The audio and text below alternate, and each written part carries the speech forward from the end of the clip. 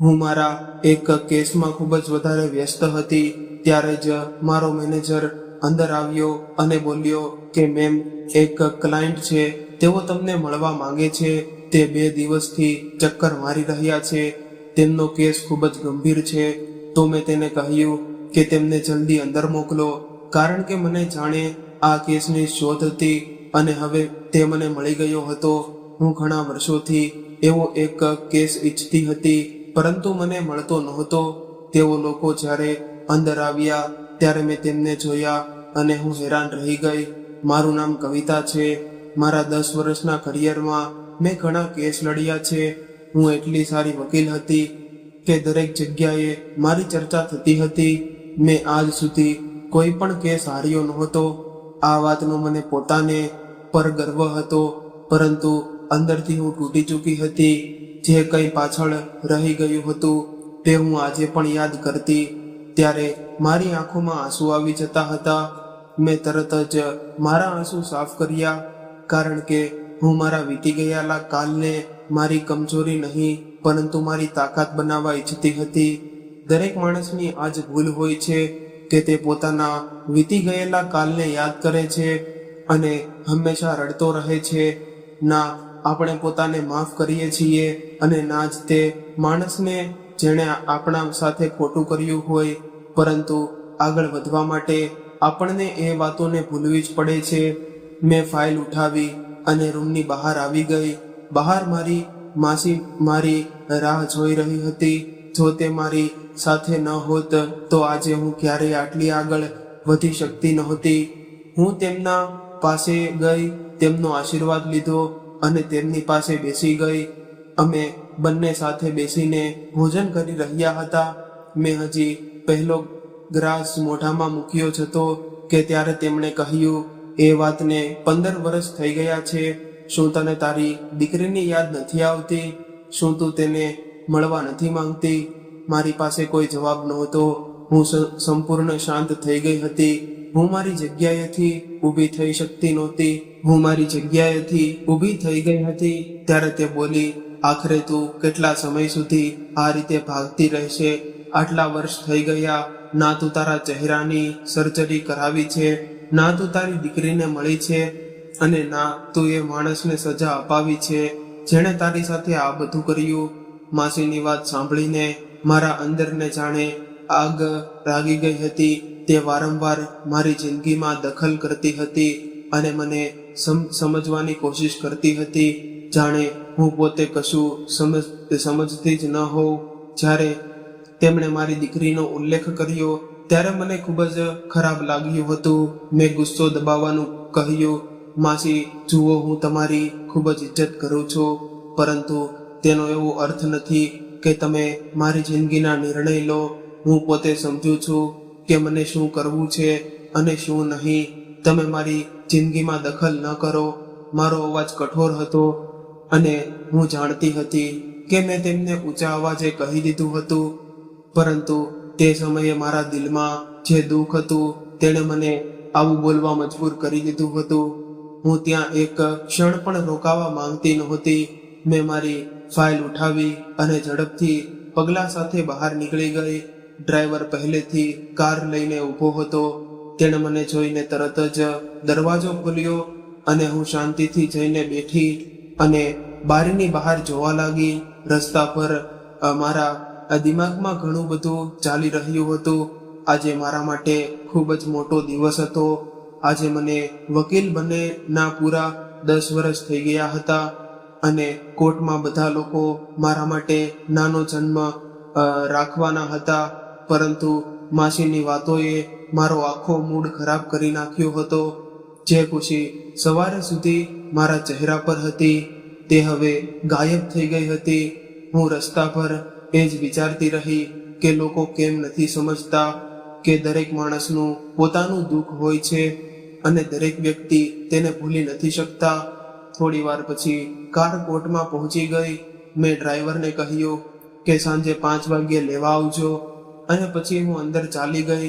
કોર્ટની ઇમારત મને હંમેશા તાકાત અપાવતી હતી. આજ તે જગ્યા હતી જ્યાં આવીને મેં પોતાને ફરી ઊભું કર્યું હતું. આજ તે જગ્યા હતી જ્યાં મેં મારા દુઃખોને કમજોરી નહીં પરંતુ મારી તાકાત બનાવી દીધી હતી. હું એક અનુભવી વકીલ બની ચૂકી હતી, તેથી મને ત્યાં અલગ રૂમ આપવામાં આવ્યો હતો. જેમ જ હું મારા રૂમ પાસે પહોંચી અને દરવાજો ખોલ્યો તો અચાનક મારા ઉપર ફૂલોનો વરસાદ થવા લાગ્યો. હું એક ક્ષણ માટે ચોંકી ગઈ. પછી મેં જોયું કે અંદર ઘણા વકીલો ઊભા હતા. બધા સ્મિત કરી રહ્યા હતા અને તાળી વગાડી રહ્યા હતા. તેમાંથી ઘણા એવા લોકો હતા જેમણે મારા મુશ્કેલ દિવસોમાં મારો સાથ આપ્યો હતો. જ્યારે લોકો મને કમજોર માનતા હતા, તેમણે મારા પર વિશ્વાસ કર્યો હતો. આજે એ જ લોકો મારી સફળતાથી ખુશ હતા. બધા મને અભિનંદન આપી રહ્યા હતા. કોઈ કહી રહ્યું હતું કે તમે નામ રોશન કરી દીધું. કોઈ કહી રહ્યું હતું કે તમે અમારી પ્રેરણા છો. હું હળવેથી સ્મિત કરી, પરંતુ દિલની અંદરનું દુઃખ હજુ પણ એ જ હતું. ત્યારે ભીડમાંથી મારી મિત્ર નિધિ મારા પાસે આવી. તે ખૂબ ખુશ હતી. તેણે મને ગળે લગાડવી અને કહ્યું કે ખૂબ ખૂબ અભિનંદન. આજે તને અહીં સુધી પહોંચીને પૂરા 10 વર્ષ થઈ ગયા. મને તારા પર ખૂબ ગર્વ છે. મેં પણ તેને આભાર કહ્યું. અમે બંને થોડો સમય વાતો કરતા રહ્યા. પછી તે અચાનક થોડું ગંભીર થઈને બોલી કે તું આ રીતે કેટલા સમય સુધી રહેશે? મારી વાત માન. એક ખૂબ સારા સર્જન ડોક્ટર છે. તું એકવાર તેમને મળી લે, એપોઇન્ટમેન્ટ લઈ લે અને તારા ચહેરાની સર્જરી કરાવી લે. તેની વાત સાંભળતા મારી સ્મિત ગાયબ થઈ ગઈ. મેં તેની તરફ જોયું અને ઠંડા અવાજમાં કહ્યું કે મારે એક કેસ પર કામ કરવું છે. શું તું મારા રૂમમાંથી જઈ શકે છે?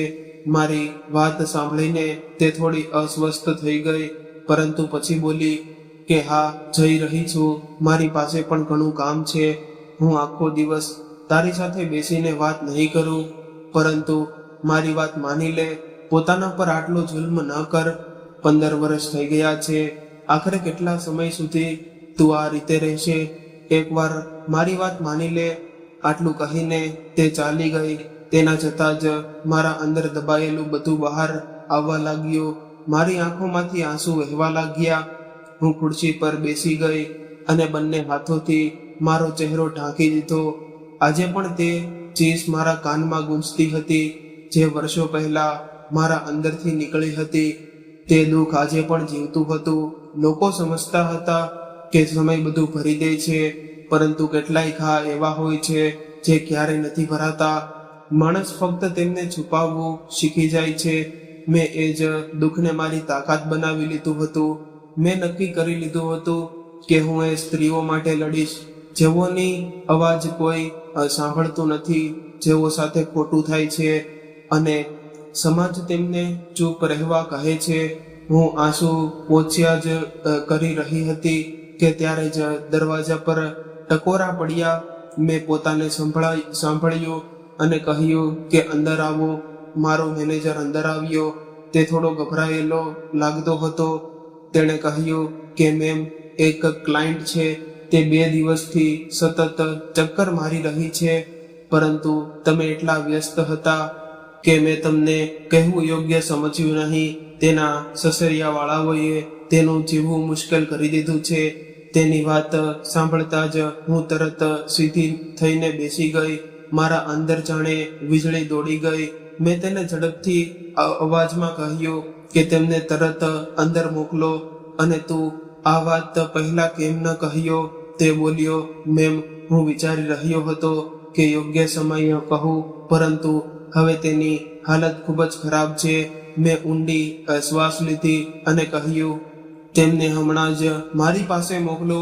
હું આવા જ કોઈ કેસની રાહ જોઈ રહી હતી. પાછલા 10 વર્ષોમાં મેં ઘણા કેસ લડ્યા હતા, પરંતુ મારા દિલના સૌથી નજીક એ જ કેસ હતા જ્યાં કોઈ સ્ત્રી પર જુલ્મ થતો હોય. કારણ કે હું જાણતી હતી કે દુઃખ શું હોય છે. હું જાણતી હતી કે જ્યારે પોતાના જ લોકો દુશ્મન બની જાય ત્યારે કેવું લાગે છે. હું એ જાણતી હતી કે જ્યારે માણસ ચીસ પાડવા માંગે અને તેને અવાજ કોઈ સાંભળે નહીં ત્યારે શું થાય છે. મેં મારા આંસુ સંપૂર્ણ રીતે સાફ કર્યા. મારા ચહેરા પર કઠોરતા લાવી અને ફાઇલ ખોલીને બેસી ગઈ. હવે હું ફરી એ જ મજબૂત વકીલ હતી જેને લોકો ઓળખતા, પરંતુ અંદર ક્યાંક એક તૂટી ગયેલી સ્ત્રી આજે પણ જીવતી હતી. દરવાજો ખુલ્યો અને હું તે સ્ત્રીની રાહ જોવા લાગી જેને કદાચ મારી જરૂર હતી, અને કદાચ મને પણ એની જરૂર હતી, કારણ કે દરેક એવો કેસ મને યાદ અપાવતો હતો કે હું આજે આ ખુરશી પર કેમ બેઠી છું અને મેં મારા દુઃખને કેમ જીવતું રાખ્યું છે જેથી કોઈ બીજી સ્ત્રીની જિંદગી બચાવી શકું. ઓફિસનો દરવાજો ખુલ્યો અને જેમ જ તે લોકો અંદર આવ્યા, મારી નજર આપમેળે તેમની તરફ ગઈ. હું મારી ખુરશી પર બેઠી ફાઇલ જોઈ રહી હતી, પરંતુ એક ક્ષણે બધું જ અટકી ગયું હતું. સૌથી પહેલા એક યુવતી અંદર આવી હતી. તેણે પોતાના ચહેરાને દુપટ્ટાથી સંપૂર્ણ રીતે ઢાંકી રાખ્યો હતો. તેના પગલાં ખૂબ ધીમા હતા, જાણે દરેક પગલે તેને દુઃખ થતું હોય. તેનું શરીર કાપી રહ્યું હતું અને તેની ચાલ જોઈને સ્પષ્ટ લાગતું હતું કે તે ખૂબ જ મોટી પીડામાંથી પસાર થઈ રહી છે. તેના હાથ પણ કાપી રહ્યા હતા અને તે વારંવાર પોતાના દુપટ્ટાને ચહેરા પર ઢાંકી રહી હતી, જાણે તે દુનિયાની પોતાનો ચહેરો છુપાવવા માંગતી હોય. તેના પાછળ એક માણસ અંદર આવ્યો હતો. જેમ જ મારી નજર તે માણસ પર પડી, મારા પગ નીચેથી જમીન સરકી ગઈ, મારી શ્વાસ અટકી ગઈ, મારું દિલ જોર જોરથી ધબકવા લાગ્યું, મારી આંખો ફાટી રહી ગઈ અને હાથ કાંપવા લાગ્યા, કારણ કે તે માણસ કોઈ બીજો નહીં પરંતુ મારો પતિ હતો. એ જ માણસ જેણે ક્યારેક મારી જિંદગી બરબાદ કરી, એ જ માણસ જેણે મને રડતી બિખલતી છોડી દીધી હતી. એ જ માણસ આજે આટલા વર્ષો પછી મારા સામે ઊભો હતો. હું તેને જોઈને પથ્થર જેવી થઈ ગઈ હતી. હું ઈચ્છીને પણ શું બોલી શકવાની નહોતી. મારા ગળામાંથી અવાજ નીકળતો નહોતો. હું બસ તેને જોતી જ રહી ગઈ. તે મને ઓળખી શક્યો નહોતો, કારણ કે હવે મારો ચહેરો પહેલા જેવો રહ્યો નહોતો. જિંદગીએ મારા ચહેરા પર દિલ બની પણ ઊંડા નિશાન છોડી દીધા હતા. તે મારા ટેબલ સામે આવીને ઊભો રહ્યો અને હાથ જોડીને બોલ્યો, મેડમ, હું 2 દિવસથી તમારા ઓફિસના ચક્કર મારી રહ્યો છું, પરંતુ મને તમે મળતા નહોતા. આજે ખૂબ મુશ્કેલીથી મળવાનો મોકો મળ્યો છે. તેનો અવાજ સાંભળીને મારું દિલ વધુ જોરથી ધબકવા લાગ્યું. હું તેના દરેક શબ્દ સાંભળી રહી હતી, પરંતુ કંઈ બોલી નહોતી શકતી. તેણે પોતાના સાથે ઊભેલી યુવતી પર ઈશારો કર્યો અને બોલ્યો કે આ મારી દીકરી છે. તેના સસરિયાવાળાઓએ તેના પર ખૂબ જુલ્મ કર્યો છે. તેના પતિએ તેના ચહેરાને નુકસાન પહોંચાડ્યું છે. તેનો ચહેરો બગાડી નાખ્યો છે. મારી દીકરીની કોઈ ભૂલ નહોતી. મેડમ, મારી દીકરી બેકસૂર છે. તમે તેનો કેસ લઈ લ્યો. તમે જ અમારી છેલ્લી આશા છો. તેની આ વાત સાંભળીને મારા શરીરમાં જાણે વીજળી દોડી ગઈ. મારી આંખો તે યુવતી તરફ અટકી ગઈ. હું તેને ધ્યાનથી જોવા લાગી. તેના કાંપતા હાથ, તેની ઝૂકેલી ગરદન, તેનું દુઃખથી ભરેલું ઊભું રહેવું, બધું જ મારા દિલને ચીરી રહ્યું હતું. પછી તેણે કહ્યું કે મેડમ, હું તમને આખી વાત કહું છું. મારી દીકરી ખૂબ સીધી છે. તેણે ક્યારેય કોઈનું ખરાબ નથી કર્યું, પરંતુ તેના સસરિયાવાળાઓએ તેને જીવવા નથી દીધી. મારી દીકરીને રોજ તાણા મારવામાં આવ્યા, તેને મારવામાં આવી, તેને ડરાવવામાં આવી અને આખરે તેને આ પતિએ તેનો ચહેરો બગાડી નાખ્યો.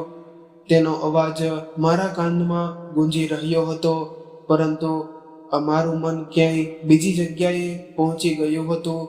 મને લાગતું હતું કે જાણે વર્ષો પહેલાનો સમય પાછો આવી ગયો હોય, જાણે મારા પોતાના પિતા મારા સામે ઊભા રહીને મારા માટે ન્યાય માંગતા હોય, જાણે મારી જૂની જિંદગી ફરીથી મારી સામે જીવતી થઈ ગઈ હોય. હું તે યુવતીને જોતી રહી અને અચાનક મારું દિલ જોરથી ધબક્યું, કારણ કે તે કોઈ બીજું નહીં પરંતુ મારી પોતાની દીકરી રિદ્ધિ હતી.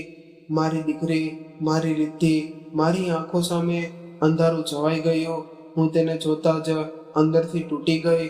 હું ઊભી થઈને તેના પાસે જવા માંગતી હતી, તેને મારા છાતી સાથે ચોંટાડી દેવા માંગતી હતી, તેના માથા પર હાથ ફેરવવા માંગતી હતી, તેને કહેવા માંગતી હતી કે બેટા, હું અહીં છું, હું તારી માં છું, હું તને છોડીને ક્યાંય ગઈ નહોતી, હું તને દરરોજ યાદ કરું છું, પરંતુ હું મારી જગ્યાનીથી હલી પણ શકતી નહોતી. હું જડ થઈ ગઈ હતી. કદાચ તેણે પણ મને ઓળખી નહોતી. કેવી રીતે ઓળખે? મારો ચહેરો પણ હવે પહેલા જેવો નહોતો. મારા ચહેરા પર પણ દુઃખના નિશાન હતા. હું પણ દુર્ઘટનાઓથી ઘાયલ થયેલી સ્ત્રી હતી. મારી દીકરી સામે ઊભી હતી અને મને ઓળખી પણ નહોતી શકતી.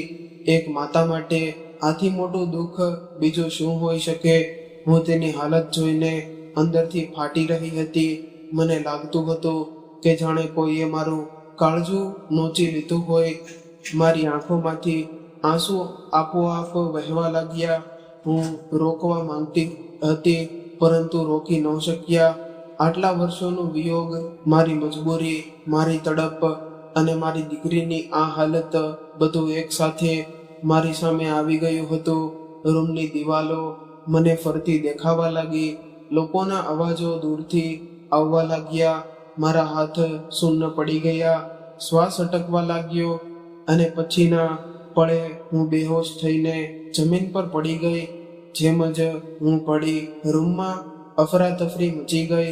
કોઈ પાણી લાવવા બોલ્યું તો કોઈ મને ઊભું કરાવવા લાગ્યું. કોઈ ડોક્ટરને ફોન કરવા લાગ્યો તો કોઈ મારું નામ લઈને બોલાવતું રહ્યું હતું, પરંતુ મને કંઈ સ્પષ્ટ સંભળાતું નહોતું. બધું ધૂંધળું થઈ ગયું હતું. થોડી વાર પછી જ્યારે મારી આંખ ખુલી તો મારા કેબિનના સોફા પર સૂતી હતી. મારું માથું ખૂબ ભારે હતું, આંખોમાં બળતરા હતી, શરીર તૂટી રહ્યું હતું. સામે મારી મિત્ર નીતિ ઊભી હતી. તેના ચહેરા પર ચિંતા સ્પષ્ટ દેખાઈ રહી હતી. તેણે મારો હાથ પકડી રાખ્યો હતો અને મારી તરફ ઝૂકી બોલી, તું ઠીક છે ને? મેં ધીમેથી આંખો ખોલી અને આજુબાજુ જોયું. મારો આસિસ્ટન્ટ વકીલ પણ ત્યાં ઊભો હતો. મેનેજર પણ નજીક ઊભો હતો. બધાના ચહેરા પર ગભરાટ હતો. મેં ખૂબ મુશ્કેલીથી પૂછ્યું, એ લોકો ક્યાં ગયા? નીતિએ મારી તરફ જોયું, પછી બોલી, મેં તેમને બહાર બેસાડ્યા છે. પહેલા તું પોતાને સંભાળ. મારી આંખોમાંથી ફરી આંસુ વહેવા લાગ્યા. નીતિ સમજી નહોતી શકતી કે મારા અંદર શું ચાલી રહ્યું હતું. કોઈ જાણતું નહોતું કે બહાર બેઠેલી યુવતી મારી પોતાની દીકરી છે અને જે માણસ ન્યાય માંગવા આવ્યો છે એ જ માણસે મારી જિંદગી બરબાદ કરી હતી. ત્યારે જ ડૉક્ટર અંદર આવ્યા. તેમણે મારું ચેકઅપ કર્યું, મારો બ્લડ પ્રેશર જોયો, નબજ જોઈ. પછી બોલ્યા, તમને આરામની જરૂર છે. તમે ખૂબ વધારે માનસિક દબાણમાં છો. જો તમે પોતાને આરામ નહીં આપો તો હાલત બગડી શકે છે. હું શાંતિથી તેમની વાતો સાંભળતી રહી. તેમને કેવી રીતે કહું કે મારી બીમારી થાક નહીં પરંતુ તૂટેલું દિલ છે?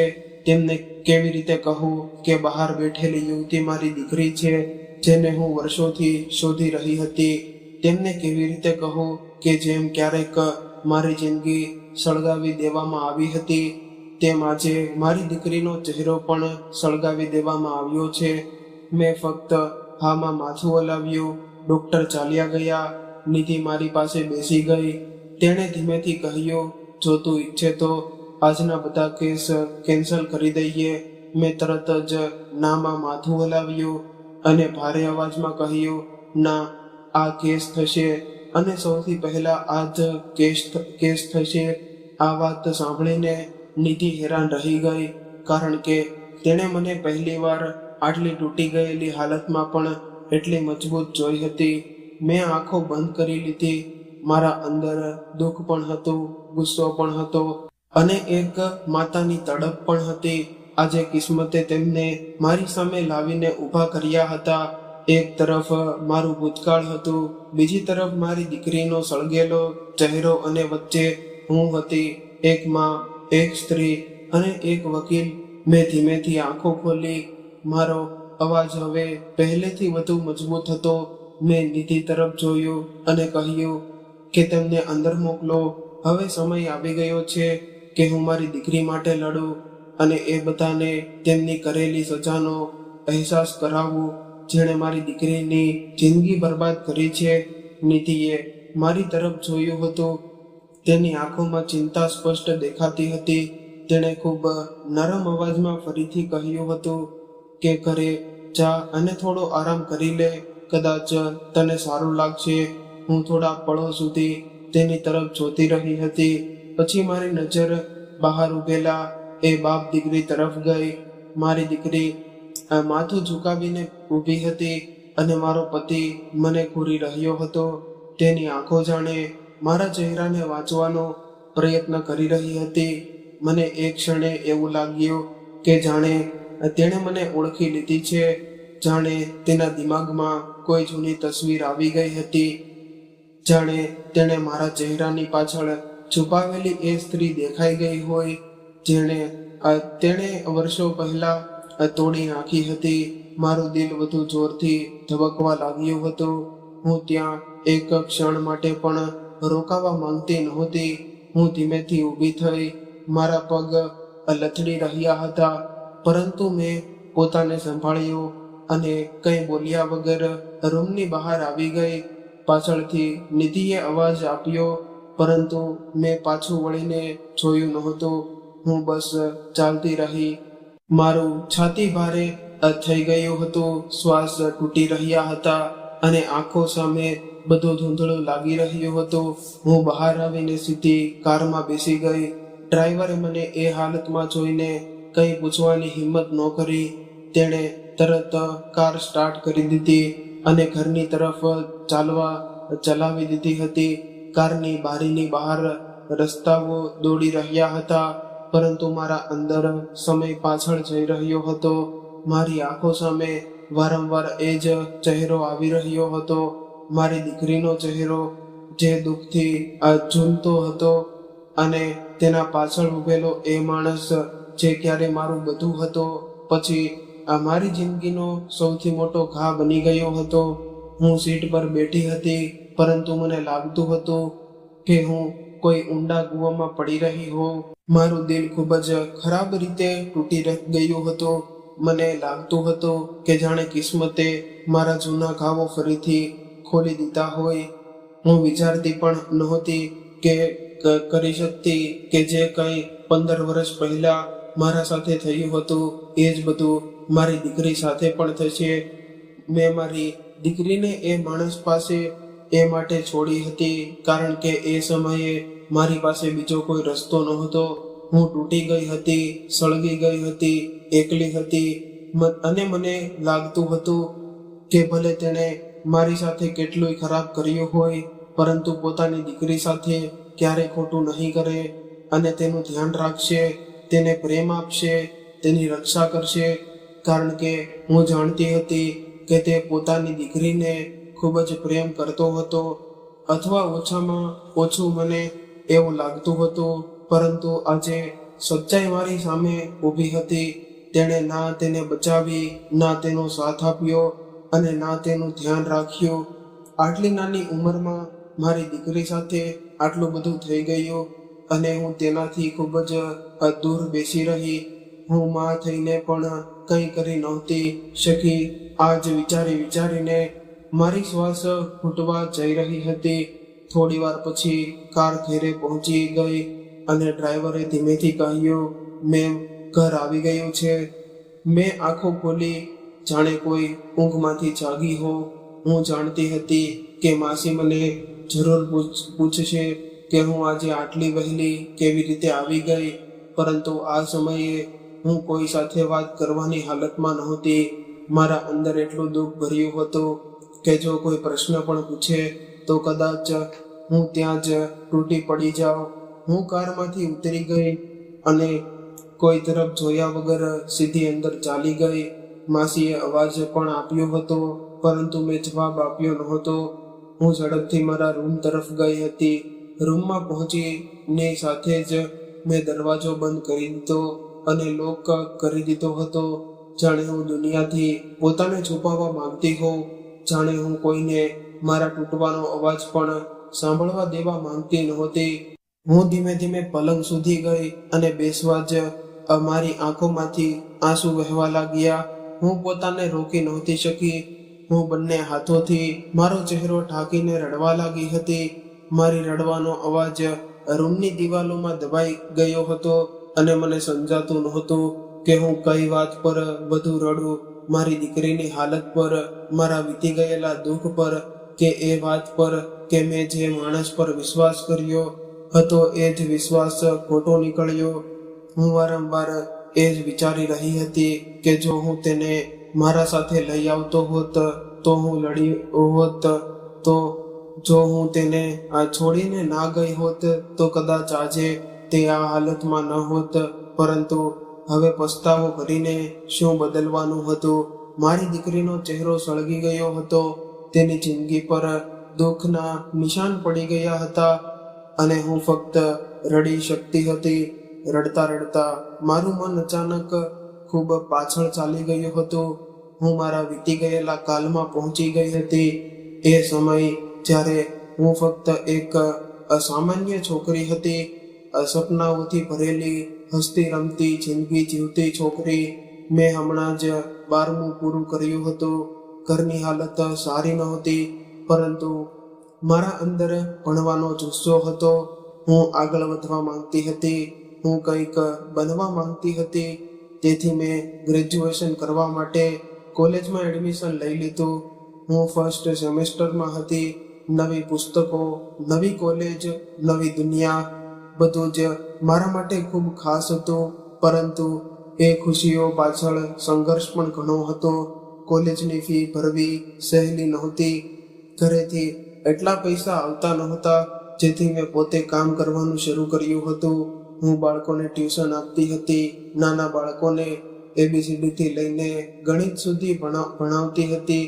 આજે 2 કલાક તેમના ઘરે જતી હતી અને જે પૈસા મળતા હતા તેને સંભાળી રાખતી હતી.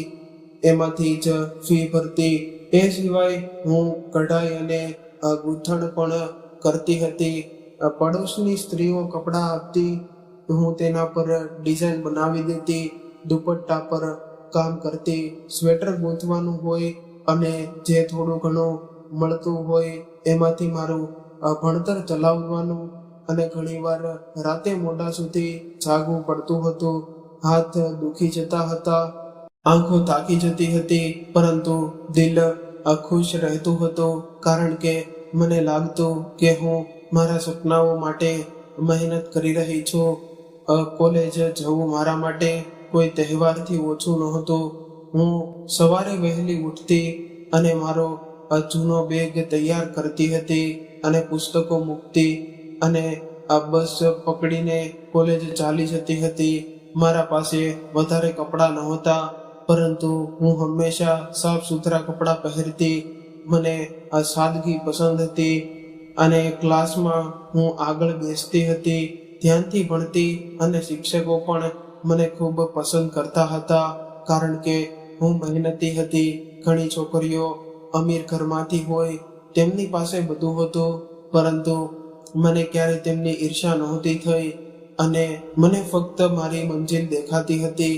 હું વિચારતી હતી કે એક દિવસ હું પણ કંઈક બનીશ, પોતાના પગ પર ઊભી રહીશ, માસીને આરામ આપીશ, પોતાનું નાનું ઘર લઈશ અને શાંતિથી જીવીશ. અને શું ખબર હતી કે મારી જિંદગીનો રસ્તો અચાનક બદલાઈ જવાનો છે?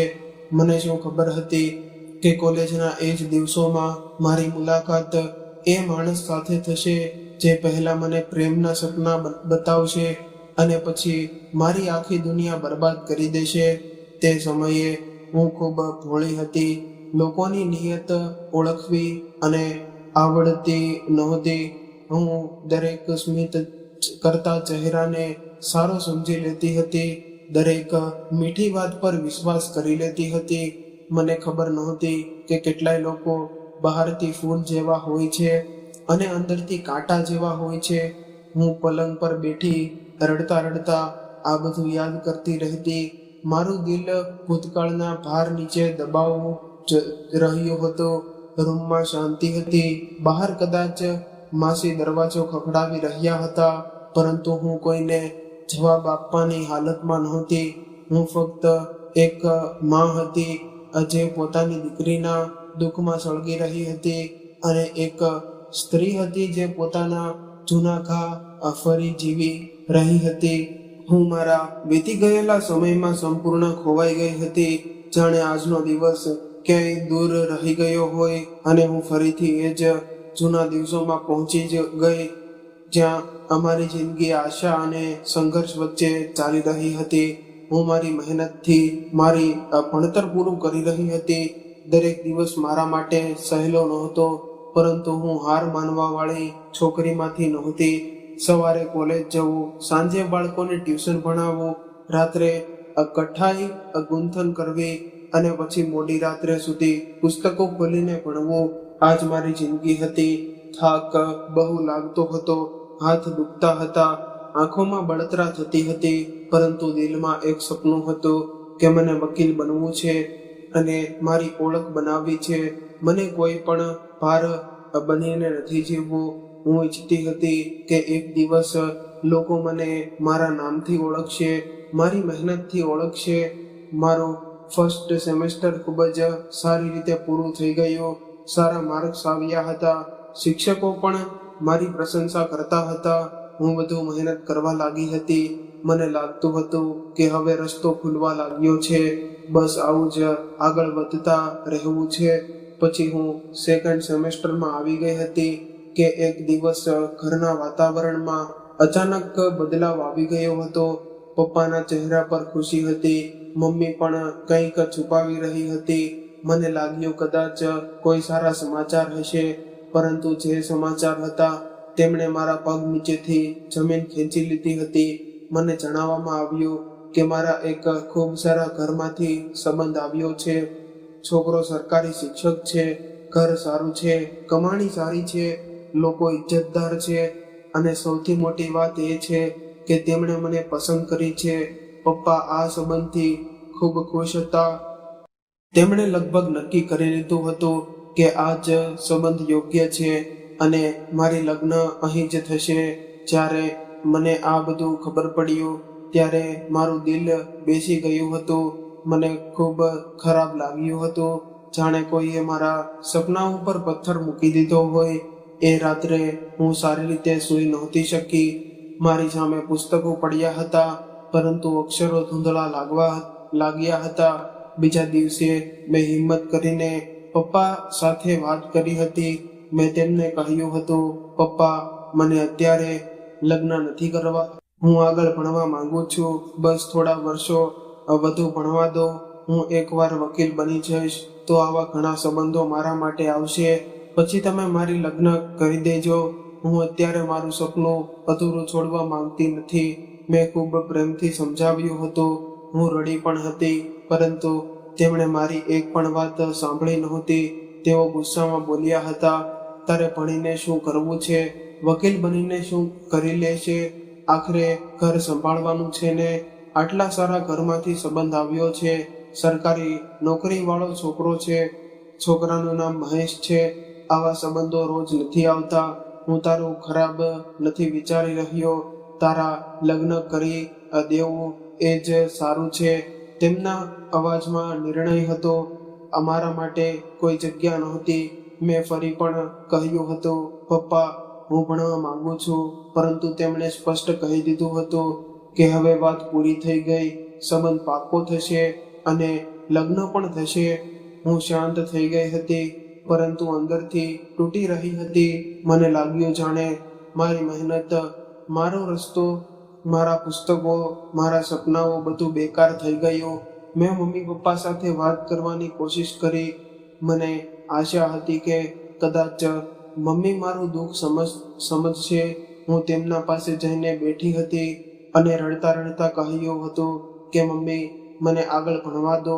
જો તમે લોકો લગ્ન કરવા માંગતા હોય તો ઠીક છે, હું લગ્ન કરી લઈશ, પરંતુ એક વાતનું વચન આપો, લગ્ન પછી મને ભણવાની પરમિશન જોઈએ.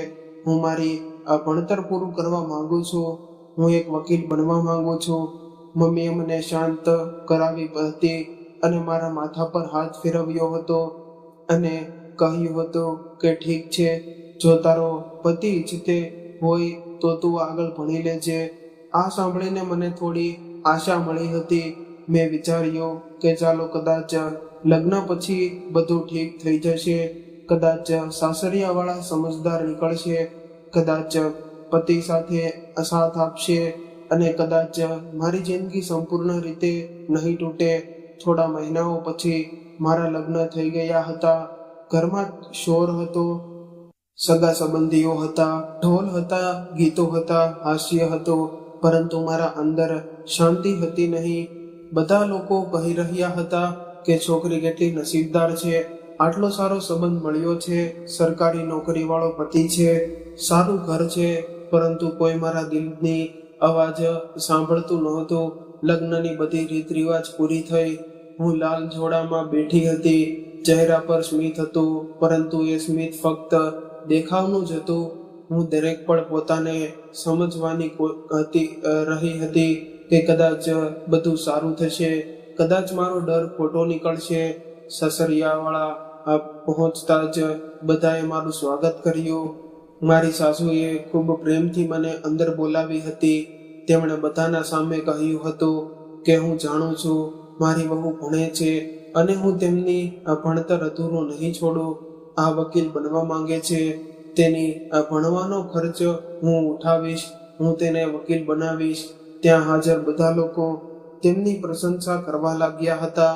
કોઈ કહી રહ્યું હતું કે વાહ કેવી વિચારસરણી છે, કોઈ કહી રહ્યું હતું કે આજકાલ આવી સાસુ ક્યાં મળે. આ બધું સાંભળીને મારી આંખોમાં ખુશીની આંસુ આવી ગયા હતા.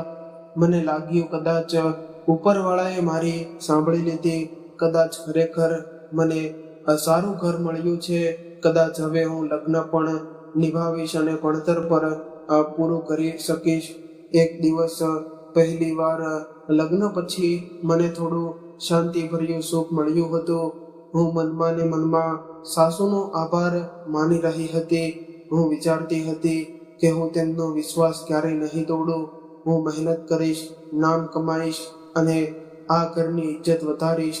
બહારથી બધું ખૂબ સારું લાગતું હતું. રાત થઈ ગઈ હતી.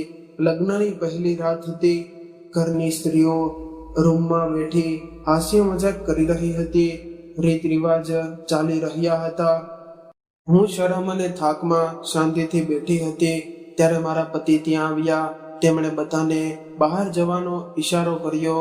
ધીમે ધીમે બધા બહાર ચાલ્યા ગયા. રૂમમાં શાંતિ છવાઈ ગઈ. હું ગભરાયેલી હતી.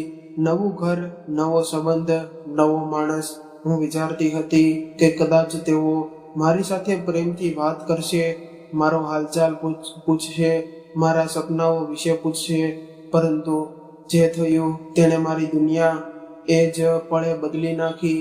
તેઓ સામે બેસીને ઠંડા અવાજમાં બોલ્યા, જો હું તને એક વાત એકદમ સ્પષ્ટ કહી દઉં કે મમ્મીએ બધાના સામે એમ જ કહી દીધું હતું કે અમે તને આગળ ભણવા દઈશું, કારણ કે તે ઈચ્છતી હતી કે અમારા પરિવારની વખાણ થાય, લોકો અમારી પ્રશંસા કરે.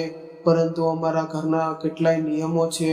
લગ્ન પછી અમારા ઘરે છોકરીઓ ભણતી નથી.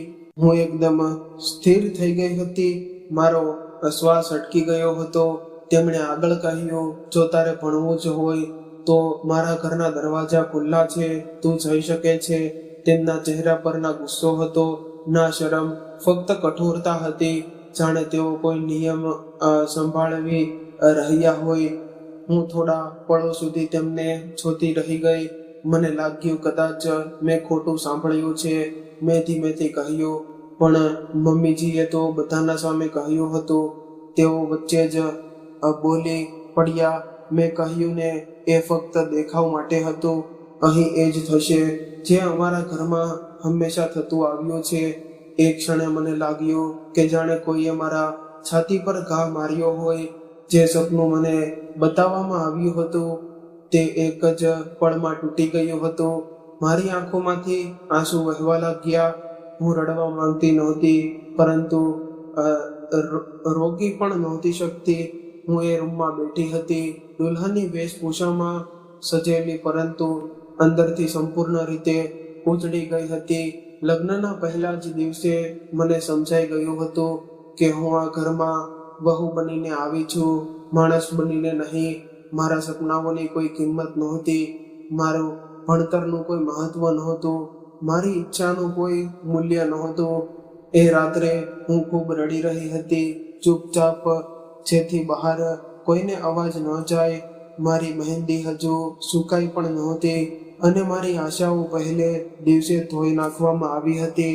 મારા લગ્નને 1 અઠવાડિયું થઈ ગયું હતું અને જોતા જોતા એ 7 દિવસ પણ પસાર થઈ ગયા હતા, જેમાં હું દરરોજ પોતાને સમજાવતી હતી કે કદાચ બધું ઠીક થઈ જશે, કદાચ મારા પતિનો ગુસ્સો ઓછો થઈ જશે, કદાચ તેઓ પોતાનો નિર્ણય બદલી લેશે. પરંતુ દરેક દિવસ સાથે મારી ચિંતા વધુ ને વધુ વધી રહી હતી, કારણ કે આવતા અઠવાડિયે મારા પેપર હતા અને મને કંઈ સમજાતું નહોતું કે હું શું કરું. હું સવારે લઈને રાત્રે સુધી ઘરના કામોમાં લાગી રહેતી, પરંતુ મારું મન હંમેશા પુસ્તકો અને આવનારી પરીક્ષામાં અટવાયેલું રહેતું હતું. હું વાસણ ધોતા પણ પ્રશ્નો યાદ કરતી હતી, રસોઈ બનાવતી વખતે પણ દિમાગમાં એ જ ચેપ્ટર ફરતા રહેતા હતા. રાત્રે જ્યારે બધા સૂઈ જતા ત્યારે હું શાંતિથી બેસીને વિચારતી હતી કે હું મારી ભણતર અહીં જ પૂરું થઈ જશે. શું મેં એટલી મહેનત કરી હતી એ બધું બેકાર થઈ જશે? મારી સાસુએ લગ્નના દિવસે બધાના સામે કહ્યું હતું કે તેઓ મારી ભણતર પૂરું કરાવશે, પરંતુ લગ્ન પછી તેમણે ફરી આ વિષય પર કોઈ વાત પણ નહોતી કરી. તેથી હું બધું ગભરાઈ રહી હતી. મને લાગવા લાગ્યું હતું કે કદાચ એ વાત ખરેખર ફક્ત લોકો સામે દેખાવ માટે જ કહી હતી. હું ઘણા દિવસો સુધી ચૂપ રહી, પરંતુ જ્યારે પેપર નજીક આવ્યા ત્યારે મારી હિંમત તૂટવા લાગી. મેં મારી મમ્મીને ફોન કર્યો હતો. મને લાગ્યું હતું કે કદાચ તેઓ મારું દુઃખ સમજી જશે, પરંતુ તેમણે ઉલટું મને જ દાટ્યું હતું. તેમણે કહ્યું કે હવે આગળ ભણીને શું કરશો? જેટલું ભણવું હતું એટલું ભણી લીધું ને હવે લગ્ન થઈ ગયા છે તો ઘર સંભાળો, પુસ્તકોનું ચક્કર છોડો. તેમનું આ કહેવું મારા દિલ પર ઘા જેવું લાગ્યું હતું. હું ઈચ્છતી હતી કે કોઈ એક તો એવો માણસ હોય જે મારો સાથ આપે, પરંતુ ત્યાં પણ મને સમજવાનું કોઈ નહોતો. મેં ફોન મૂકી દીધો અને ખૂબ રડી હતી, પરંતુ એ રડ્યા પછી મેં નક્કી કરી લીધું હતું કે કંઈ પણ થઈ જાય હું મારું ભણતર નહીં છોડું. મેં એટલા વર્ષ મહેનત કરી હતી, હું એટલી સહેલાઈથી હાર માનવાની નહોતી. બીજા દિવસે ખૂબ ડરતા હું મારી સાસુ પાસે ગઈ હતી.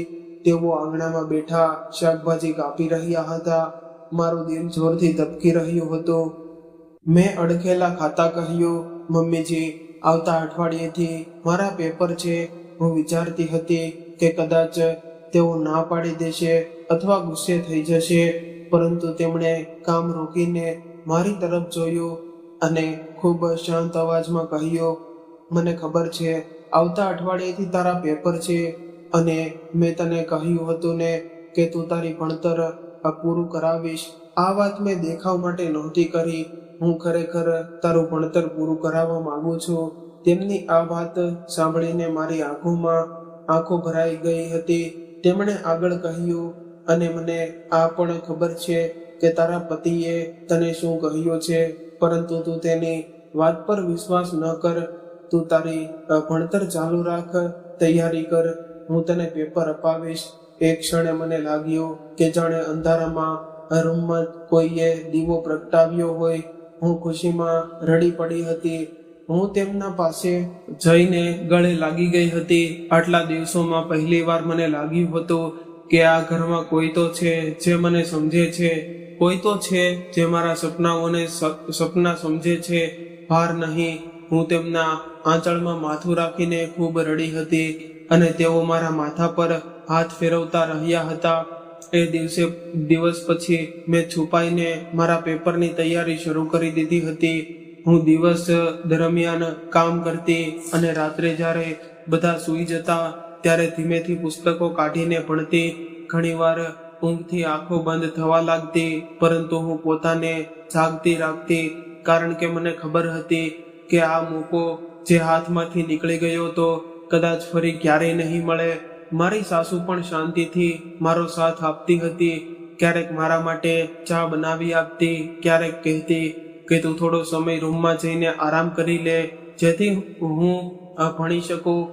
હું તેમનો આ સાથ ક્યારેય ભૂલી નહોતી શકી. પેપરનો દિવસ આવી ગયો હતો. સવારે જ મારું દિલ ખૂબ જોરથી ધબકી રહ્યું હતું. મને ડર લાગતો હતો કે જો મહેશને ખબર પડી ગઈ તો શું થશે, જો તે રોકી દેશે તો શું થશે, જો તે કોલેજમાં આવીને હંગામો મચાવશે તો શું થશે. પરંતુ મારી સાસુએ મને હિંમત આપી અને કહ્યું કે ડરતી નહીં, ભણતર ચોરી નથી, તારો હક છે. પછી મારા સસરા મને પેપર અપાવવા લઈને ગયા હતા. રસ્તા પર હું શાંતિથી બેઠી હતી. મારા હાથ ઠંડા પડી રહ્યા હતા. કોલેજના ગેટ પર ઉતરતા મારા પગ કાંપી રહ્યા હતા. મને લાગતું હતું કે જાણે હું કોઈ મોટો ગુનો કરવા જઈ રહી હો. પરંતુ જ્યારે હું એક્ઝામ હોલમાં બેસી અને પેપર મારા સામે આવ્યું, ત્યારે જાણે મારો ડર થોડો ઓછો થઈ ગયો. મેં પોતાને સંભાળ્યો અને લખવાનું શરૂ કર્યું. જેટલું આવડતું હતું એટલું બધું લખ્યું. મેં દરેક પરીક્ષા એવી રીતે આપી કે જાણે ફક્ત પરીક્ષા નહીં, પરંતુ મારી જિંદગીની લડાઈ હોય. હું ડરતા ડરતા કોલેજ જતી અને પાછી આવતી, પરંતુ મારા બધા પેપર ખૂબ સારા ગયા હતા. છેલ્લું પેપર આપીને જ્યારે હું બહાર નીકળી ત્યારે મને લાગ્યું કે મારા માટે કંઈક જીતી લીધું છે. હું ખૂબ ખુશ હતી. મને લાગ્યું કે હવે કદાચ બધું સારું થઈ જશે. પરંતુ મારી ખુશી વધુ દિવસ સુધી ટકી નહીં. મારા રિઝલ્ટ આવે એ પહેલા જ મારા પતિને બધું ખબર પડી ગયું હતું. કોઈએ તેમને કહી દીધું હતું કે હું પેપર આપવા ગઈ હતી. એ દિવસે તેઓ ઘરે આવ્યા ત્યારે તેમના ચહેરા પર ગુસ્સો હતો. તેઓ આવતા જ મારા પર બૂમો પાડવા લાગ્યા. મને મારી મારવાની કોઈ કદર નથી છોડી. તમે મારી ઇજ્જત માટીમાં મેળવી દીધી. તમે મારી મરજી વિરુદ્ધ ગયા છો. હું કંઈ કહી પણ શકતો નહોતો કે તેમણે મને ખૂબ ખરાબ રીતે માર્યો હતો. થપ્પડ, ગુસ્સા, લાતો, જે હાથમાં આવ્યું તેનાથી માર્યો. હું પડતી રહી, રડતી રહી, પરંતુ તેઓ રોકાયા નહોતા. મારા આખા શરીર પર લીલા ડાઘ પડી ગયા હતા. હાથ કાપી રહ્યા હતા. પીઠ સળગી રહી હતી. ચહેરો સૂજી ગયો હતો. હું દુઃખથી તડપી રહી હતી, પરંતુ કોઈએ તેમને રોક્યા નહોતા. એ રાત્રે હું અંદરથી સંપૂર્ણ તૂટી ગઈ હતી. બીજા દિવસે હું ગુસ્સામાં મારા માયકે ચાલી ગઈ હતી. મને લાગ્યું હતું કે ઓછામાં ઓછા મારા પોતાના લોકો મને સમજશે, મારું દુઃખ જોશે, મારો સાથ આપશે. પરંતુ ત્યાં પણ મારા પપ્પાએ મને સમજ્યા નહોતા. તેમણે મારી વાત સાંભળવાને બદલે મને ઘણું બધું સંભળાવ્યું હતું. તેમણે કહ્યું કે લગ્ન થયેલી છોકરીનું ઘર એનું સસરાળ જ હોય છે. દરેક નાની વાત પર માયકે જવું યોગ્ય નથી. પતિએ 2 વાત કહી દીધી તો શું થયું? સ્ત્રીને સહન કરવું જ પડે. તેમની વાતો સાંભળીને મારું દિલ વધુ તૂટી ગયું હતું. હું વિચારતી રહી કે શું હું ખરેખર એટલી ખોટી છું? શું ભણવું ઈચ્છવું યોગ્ય ગુનો છે? શું માર ખાવું મારી કિસ્મત છે? શું તેમના પર ખૂબ નારાજ થઈ ગઈ હતી અને કંઈ બોલ્યા વગર ફરી સસરાળ પાછી આવી ગઈ હતી. જ્યારે હું પાછી આવી ત્યારે મારી સાસુએ મને જોતા જ પોતાના પાસે ખેંચી લીધી. તેમણે મારા ચહેરાના નિરાશ જોયા અને મારા હાથોના લીલા ડાઘ જોયા અને મને પોતાના આંચળમાં છુપાવી લીધી હતી. હું તેમના ગળે લાગીને ખૂબ રડી હતી, જાણે વર્ષોનું દુઃખ બહાર આવી ગયું હોય. તેમણે મને છાતી સાથે ચોંટાડી અને કહેતી રહી કે રડતી નહીં બેટા, હું છું ને. તેમણે પોતાના દીકરાને ખૂબ દાટ્યો હતો. કહ્યું હતું સ્ત્રી પર હાથ ઉઠાવનાર પુરુષ નથી હોતો. પરંતુ મહેશ કોઈને સાંભળનાર નહોતો. તેમણે પોતાની માને પણ ઘણું સંભળાવ્યું હતું. ઊંચા અવાજમાં બોલ્યો હતો, તમે તમે જ એને માથે ચડાવી રાખી છે, એટલે એ મારી સામે જાય છે. આ બધું જોઈને મને ખૂબ ખરાબ લાગ્યું હતું. હું સમજી ગઈ હતી કે આ ઘરમાં મારી કોઈ જગ્યા નથી અને ના મારા સપનાઓની કોઈ કિંમત છે. એ દિવસે મેં નક્કી કરી લીધું હતું કે હવે ભણવાથી શું ફાયદો, જ્યારે દરેક પગલે લડાઈ છે, દરેક ખુશી પર માર છે, દરેક આશા પર તાણું છે. મેં પુસ્તકો સમેટીને મૂકી દીધા હતા અને મારા દિલને પથ્થર બનાવી દીધું હતું. થોડા દિવસો ધીમે ધીમે પસાર થવા લાગ્યા હતા. હું હવે ખૂબ શાંત રહેવા લાગી હતી, ઓછું બોલતી હતી, બસ કામ કરતી હતી અને મારા દિવસો પસાર કરતી હતી. ત્યારે એક દિવસ મને ખૂબ ખુશ ખબર મળી હતી કે હું માં બનવાની હતી. જ્યારે મને આ વાતની ખબર પડી ત્યારે મારા અંદર પહેલીવાર ફરીથી પ્રકાશ જાગ્યો હતો. મને લાગ્યું હતું કે કદાચ હવે જિંદગી બદલાઈ જશે, કદાચ બાળક આવવાથી બધું ઠીક થઈ જશે, કદાચ મહેશ પણ બદલાઈ જશે, કદાચ આ ઘરમાં મને ઇજ્જત મળશે, કદાચ હવે કોઈ મારું પોતાનું હશે જે ફક્ત મારું હશે. અને સાચું કહું તો એ દિવસથી જ મારા દિલે ભણવાની ઈચ્છા લગભગ છોડી દીધી હતી, કારણ કે હવે મારા સપનાઓની જગ્યાએ મારા બાળકે લઈ લીધી હતી. હવે હું મારા માટે નહીં પરંતુ તેના માટે જીવવા લાગી હતી. જ્યારે આ વાત મારા પતિને ખબર પડી કે હું માં બનવાની છું, ત્યારે તેઓ પણ ખૂબ ખુશ થયા હતા. સાચું કહું તો મેં તેમને આ રીતે ખુશ પહેલા ક્યારેય જોયા નહોતા. તેમના ચહેરા પર ચમક હતી, આંખોમાં ખુશી હતી અને અવાજમાં નરમાઈ હતી. તેમણે પહેલીવાર મને એવી રીતે જોઈ હતી કે જાણે હું આ ઘરની કોઈ મહત્વની વ્યક્તિ હોઉં.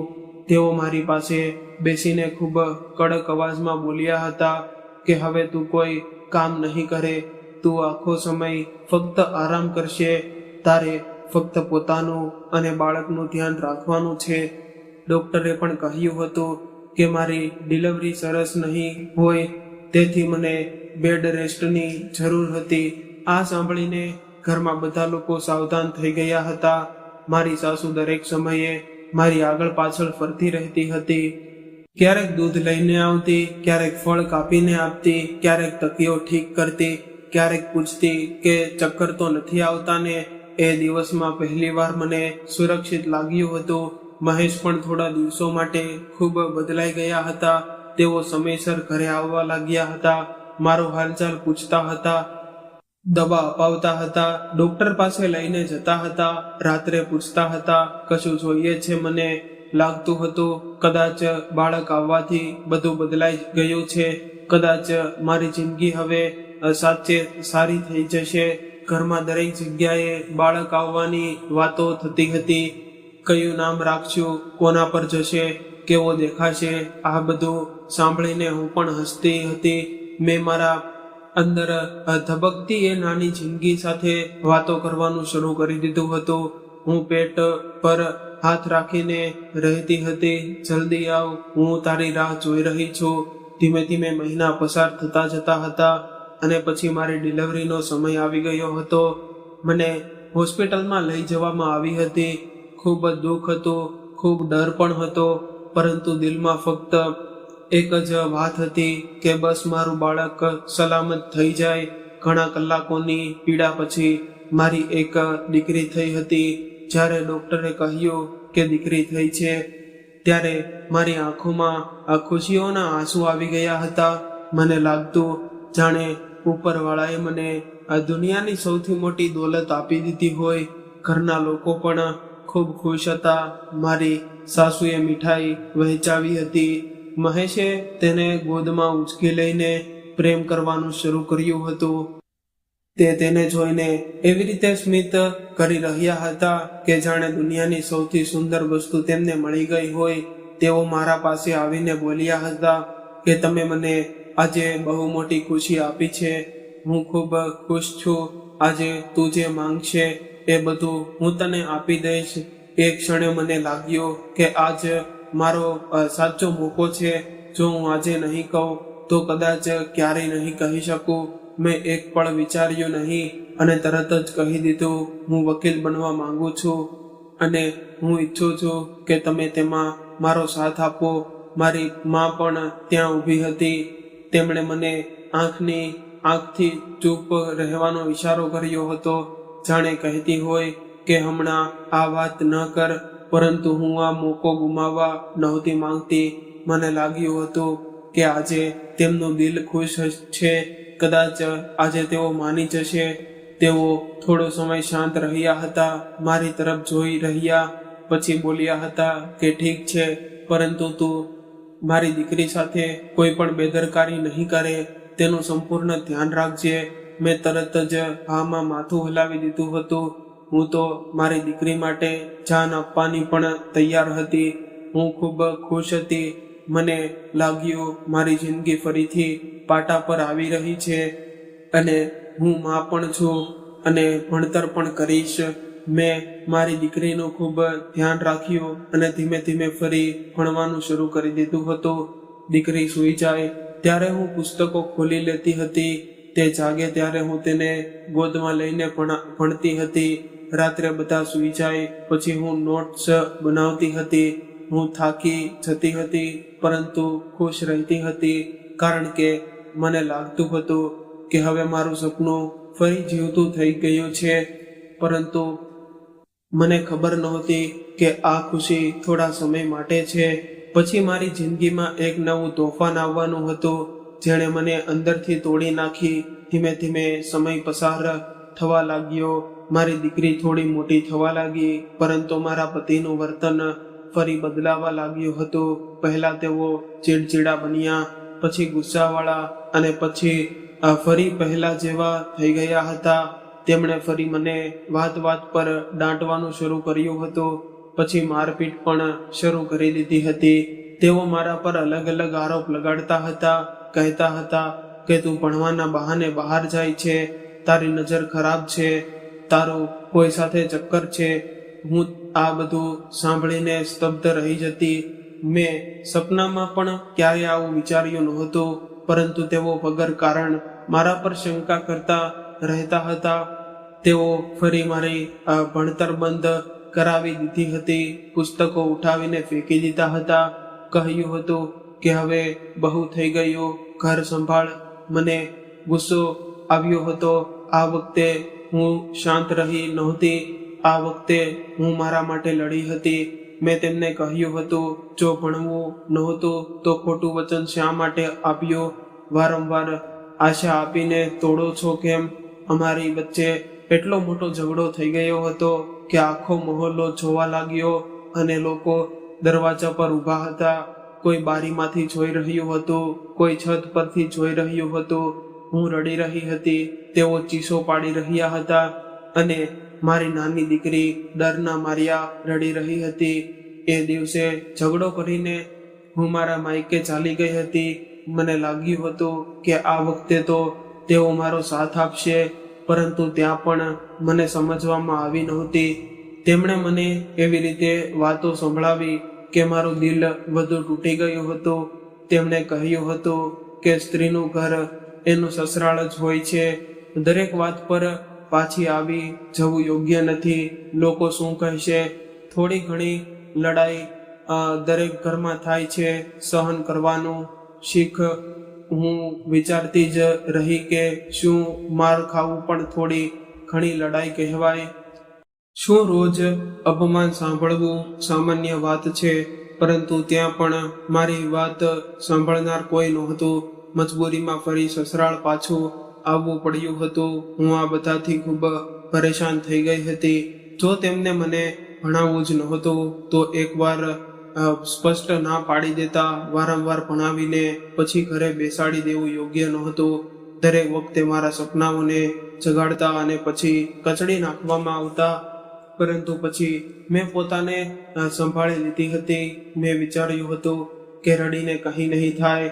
જેમ તેમ કરીને સમય પસાર થવા લાગ્યો હતો. મારી દીકરી મોટી થવા લાગી હતી. એ જ મારી દુનિયા હતી. એક જ મારી તાકાત હતી.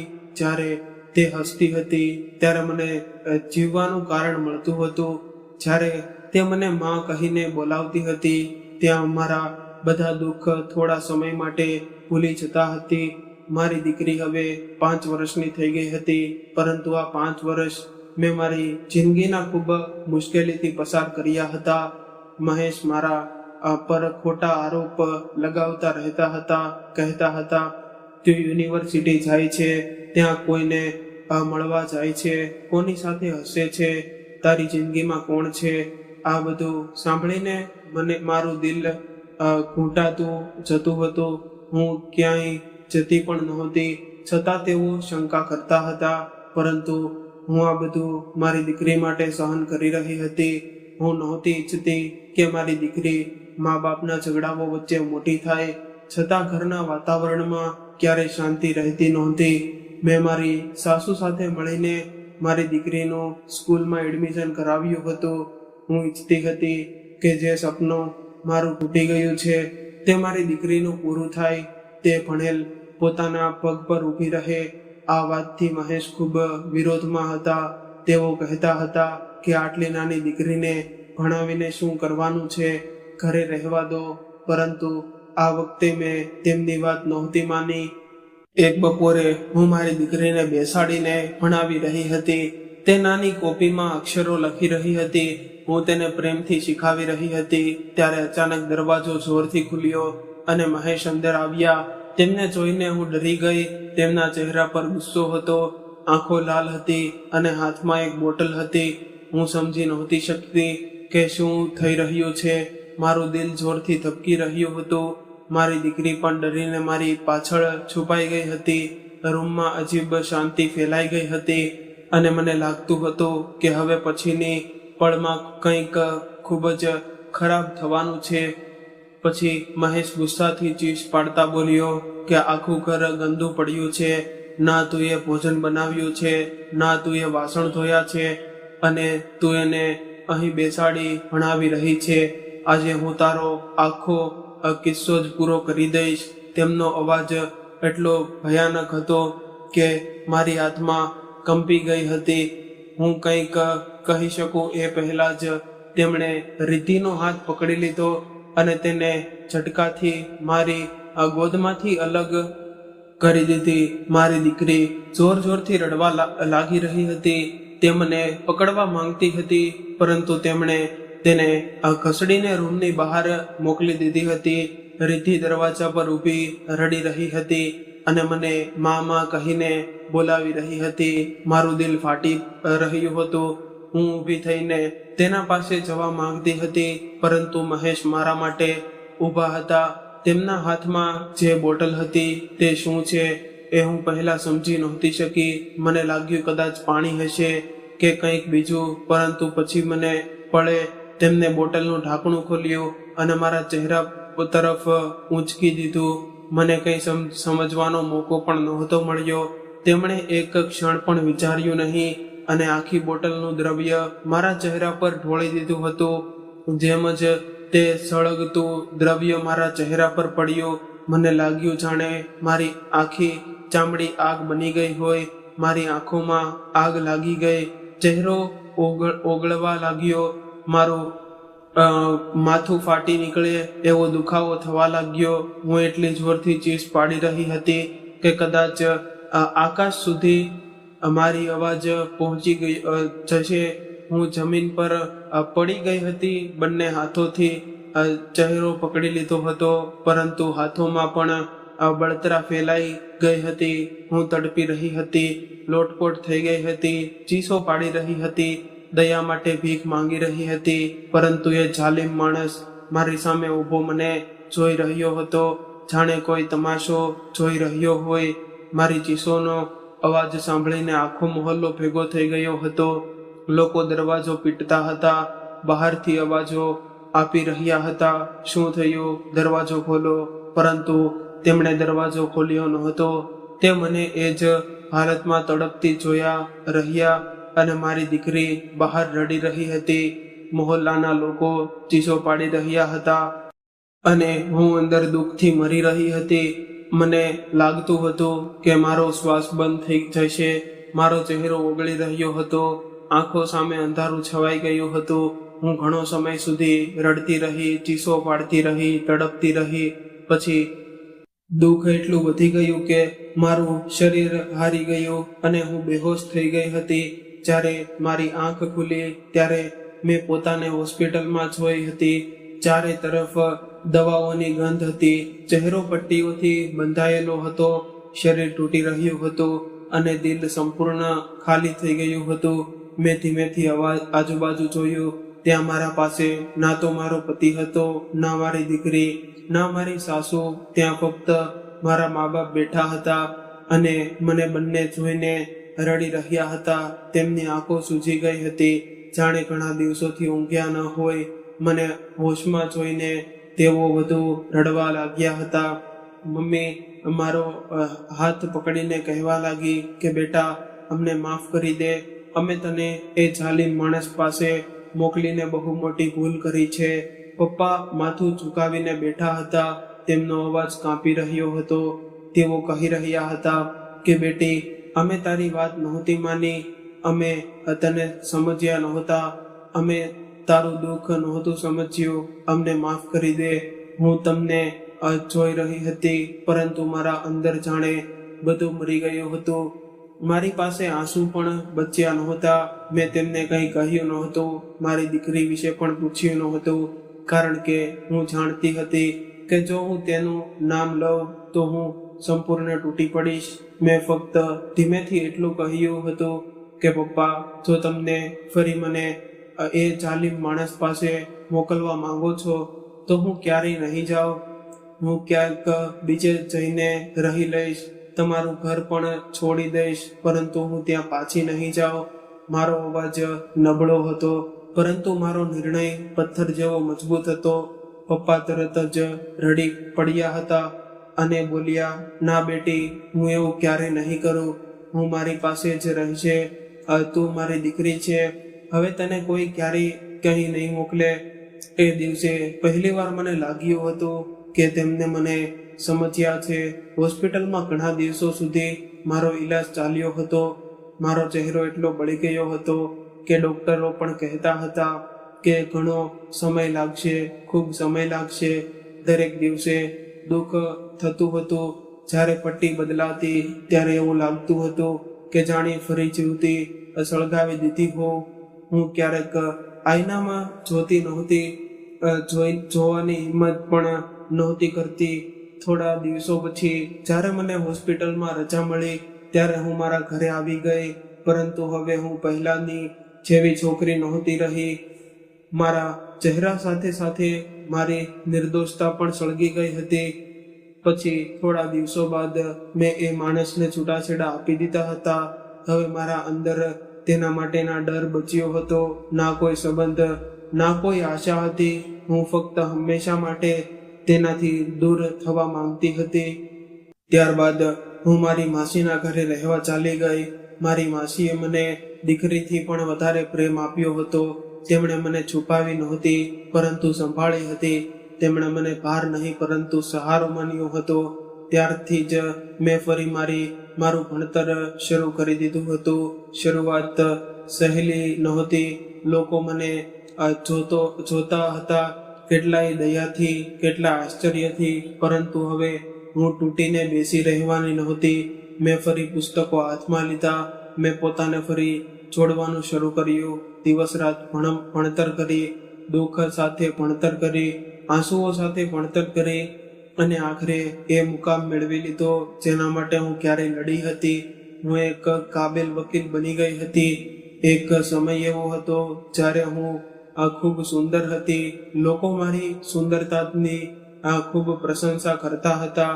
કહેતા હતા કે મારી આંખો ખૂબ સુંદર છે, મારો ચહેરો ખૂબ નૂરવાળો છે. પરંતુ એ જાલિમ માણસે મારા ચહેરાની આવી હાલત કરી દીધી હતી કે હું પોતાને આઈનામાં જોયા પણ ડરતી હતી. ઘણીવાર આઈના સામે ઊભી રહીને પાછી ફરી જતી હતી.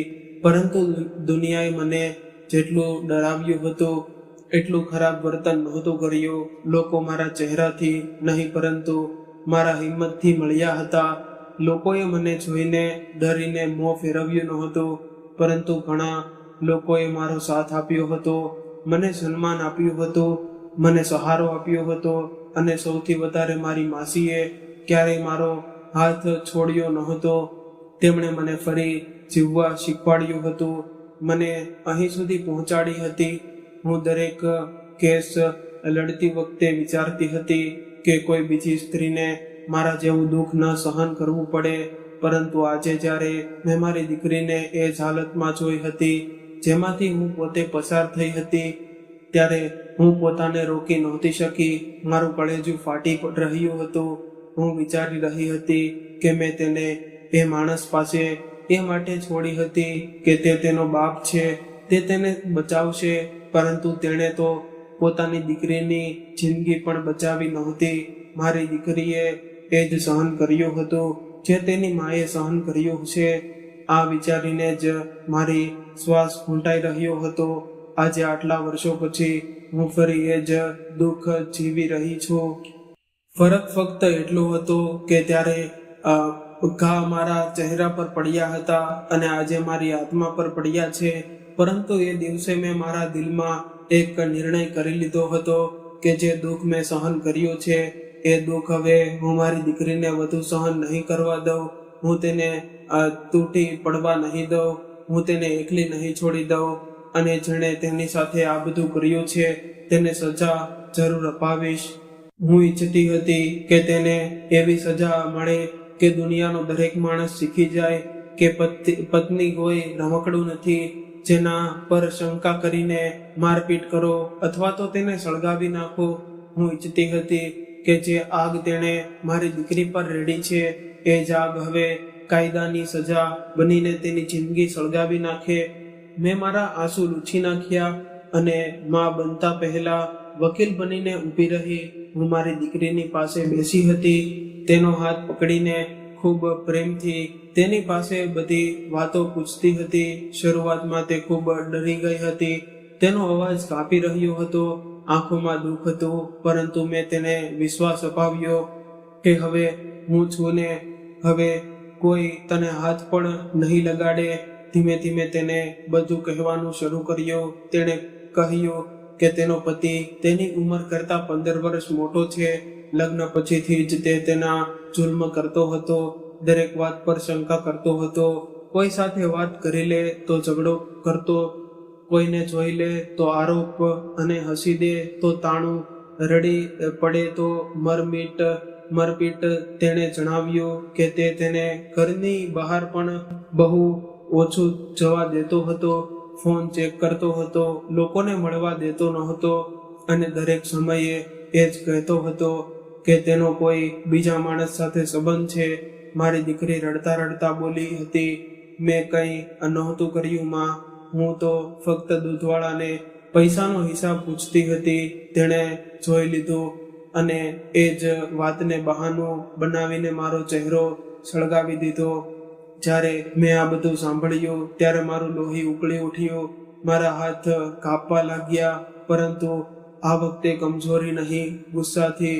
હું જાણતી હતી કે આ મારી દીકરીનો કેસ નથી, આ એ બધી સ્ત્રીઓનો કેસ છે જેઓને શંકાના નામે જીવતી સળગાવી દેવામાં આવે છે.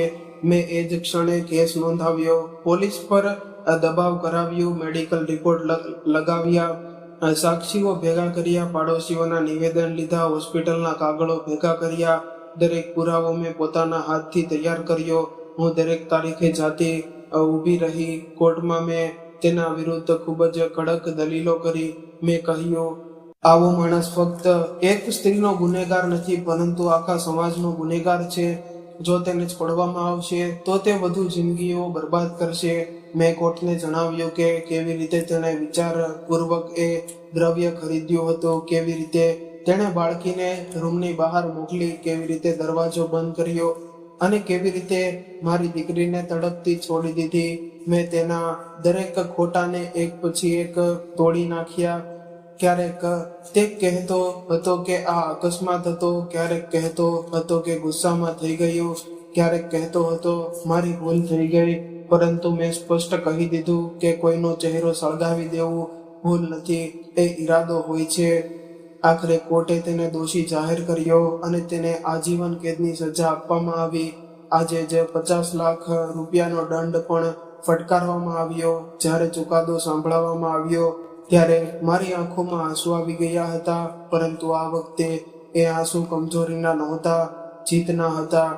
મને લાગ્યું આજે થોડું થયું, મોડું થયું, પરંતુ ન્યાય મળ્યો. મેં મારી દીકરીના છૂટાછેડા પણ કરાવી દીધા. હું નહોતી ઈચ્છતી કે ફરી ક્યારેય એ નર્ક સાથે કોઈ સંબંધમાં બંધાયેલી રહે. બધા કાગળો પૂરા થયા અને મારી દીકરીએ માણસથી હંમેશા માટે મુક્ત થઈ ગઈ. પછી મેં મહેશને પણ સ્પષ્ટ કહી દીધું કે આ મારી દીકરી છે અને તેની જિંદગી બરબાદ કરી દીધી. તમે તેને એવા ઘરમાં મોકલી જ્યાં તેની ચીજો સાંભળવામાં આવી, પરંતુ તેને બચાવવામાં આવી નહીં. પરંતુ હવે હું તેની સાથે બધું બરાબર થવા નહીં દઉં. હવે તે મારી સાથે રહેશે. મહેશ એ દિવસે માથું ઝુકાવીને ઊભા હતા. તેની આંખોમાં પસ્તાવો હતો. તેમણે મારી પાસે ઘણી માફી માંગી. તેમણે કહ્યું કે મને માફ કરી દે કવિતા. મેં તારા સાથે જે કર્યું છે હું જાણું છું. હું મારો બહુ મોટો ગુનેગાર છું. મને માફ કરી દે. હું બદલાઈ ગયો છું. તારા જવાથી પછી મેં ઘણું સહન કર્યું છે, પરંતુ મારા અંદર એટલો હિંમત નહોતો કે હું તેમને માફ કરી શકું. મારી માફી ફક્ત શબ્દોથી નથી મળતી, તેના માટે દિલ જોઈએ. અને મારું દિલ તો તેમણે વર્ષો પહેલા તોડી નાખ્યું હતું. તેમણે મારી જિંદગી બરબાદ કરી હતી. મારા ચહેરાને સળગાવી નાખ્યો હતો. મારા સપનાઓને છીનવી લીધા હતા અને મારી દીકરીથી દૂર કરી દીધી હતી. હું તેમને કેવી રીતે માફ કરી શકું? હું તેમને ક્યારે માફ કરી શકતી નહોતી. મારી દીકરીએ પણ ઘણીવાર મને કહ્યું હતું કે મા પપ્પાને માફ કરી દો. તમારા જવાથી પછી તેમણે ઘણું સહન કર્યું છે. દાદી પણ તેમને છોડીને ચાલી ગઈ હતી. લોકો તેમને ઘણા મારતા હતા, તાણા મારતા હતા, પરંતુ તેમણે મને ખૂબ પ્રેમથી ઉછેરી છે. મેં મારી દીકરીની વાત સાંભળી અને તેના માથા પર હાથ ફેરવીને કહ્યું કે બેટા, મને માફ કરજે, પરંતુ હું તારા પપ્પાને માફ નહીં કરીશ. હું નફરત લઈને જીવવા નથી માંગતી, પરંતુ સંબંધ પણ નથી રાખવા માંગતી. બસ એટલું જ પૂરતું છે. ત્યારબાદ મેં મારી દીકરીને પોતાના પાસે રાખવાનું શરૂ કર્યું. મેં તેનો ઈલાજ કરાવ્યો. મોટા ડોક્ટરોની સલાહ લીધી. તેની ઘણી સર્જરી કરાવી. લાંબા અને દુઃખદાયક ઈલાજ પછી તેનો ચહેરો પહેલાથી ઘણો સુંદર થઈ ગયો હતો, પરંતુ મારા માટે તેની સાચી સુંદરતા તેના હિંમતમાં હતી. તે ફરીથી સ્મિત કરવાનું શીખી ગઈ હતી. પછી મેં તેની ભણતર આગળ વધાર્યું, તેને મજબૂત બનાવી અને થોડા સમય પછી તેના લગ્ન એક સારા વકીલ સાથે કરાવી દીધા, જે તેને ઇજ્જત આપતો હતો, તેને સમજતો હતો, તેના ભૂતકાળને નહીં પરંતુ તેના દિલને જોતો હતો.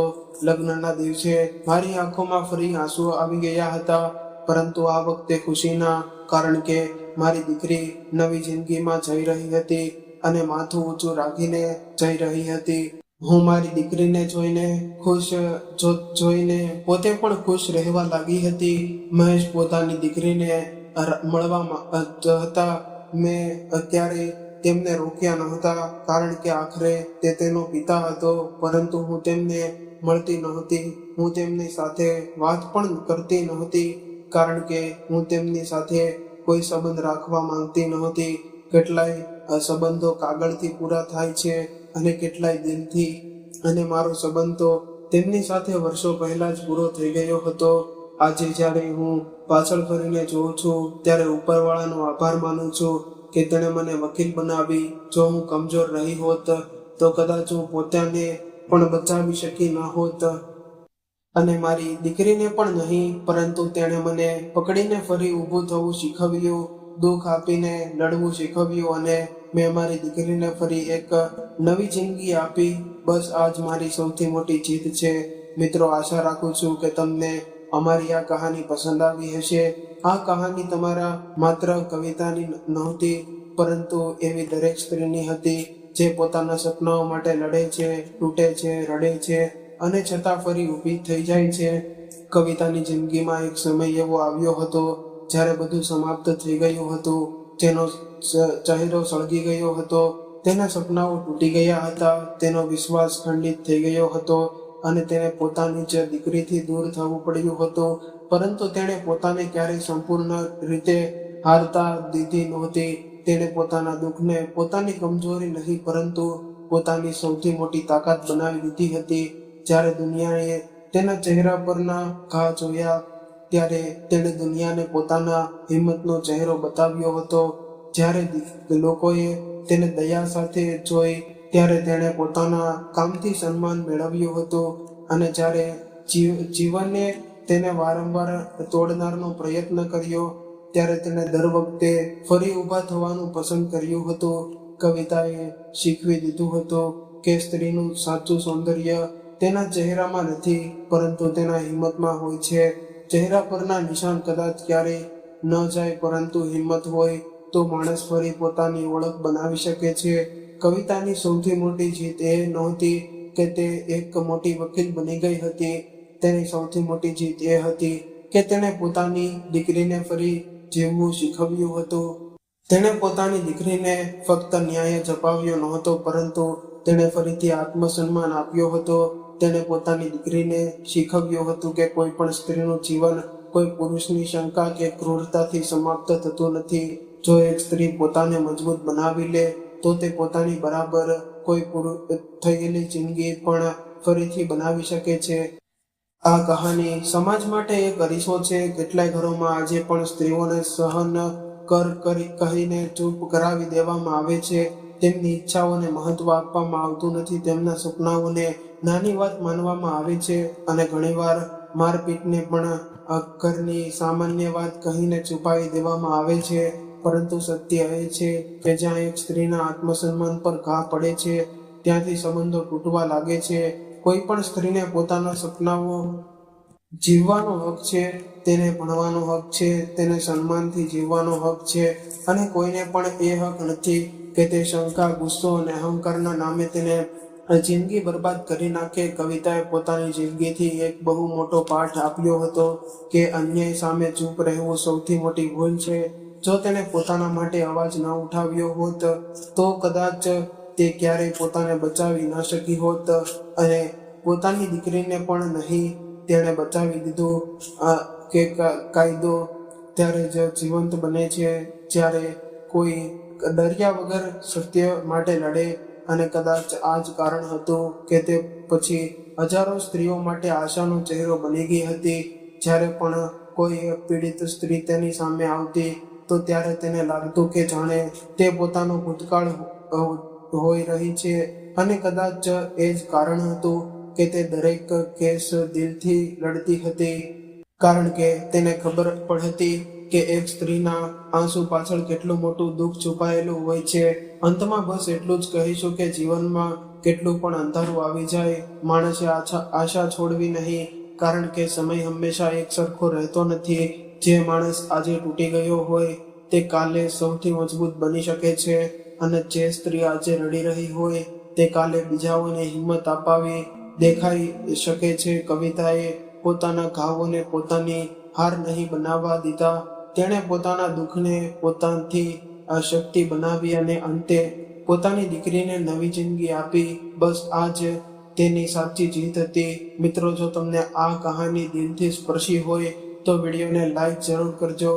ચેનલ પર નવા હોય તો ચેનલને સબસ્ક્રાઇબ કરજો. નોટિફિકેશન બેલ દબાવવાનું ભૂલશો નહીં જેથી આવનારી લાગણીસભર અને પ્રેરણાદાયક કહાનીઓ તમને સૌથી પહેલા મળે. ધન્યવાદ.